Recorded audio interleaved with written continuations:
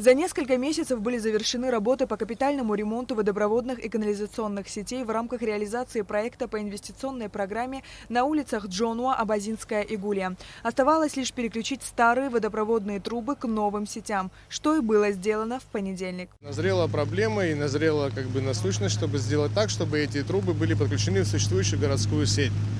Поэтому для того, чтобы наших граждан не обременять проблемами, связанными с отключением воды, было принято решение в один день провести масштабную работу, провести подключение на 27 перекрестках для подключения этих новых пластиковых труб к существующей водопроводной сети.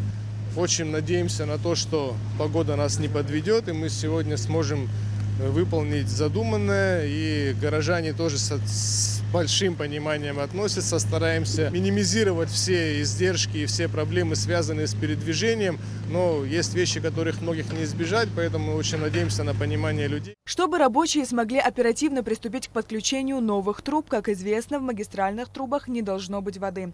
Если в верхней части города от железнодорожного полотна и эстакады вода сходит быстрее, то в нижней части медленнее. Чтобы вода сошла быстрее, было решено отключить общую подачу воды еще в воскресенье вечером. В среднем на одну врезку, то есть подключение к новым сетям, в зависимости от сложности работ, предусмотрено от 3 до 4 часов. При этом, как говорят специалисты, они сталкиваются со сложностями. Сталкиваемся с такими моментами, как подземные коммуникации, то есть высоковольтные кабеля, связь, это все нужно обходить, это жизненно, это опасно, если мы что-то зацепим. Так как есть очень много трудностей, немножко, они мешают, но в любом случае сегодня мы планируем все закончить, даже если будем работать сутки. У нас работает порядка 10-11 единиц техники, это фронтальные погрузчики, это колесные гусеничные экскаваторы, самосвалы для вывоза грунта.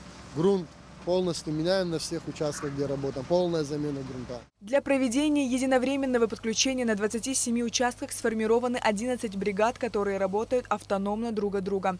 Предусмотрены разные варианты сложности, а также закуплено необходимое оборудование для оперативного решения задач. Что касается новых труб, которые уже уложены, то они соответствуют всем современным стандартам качества.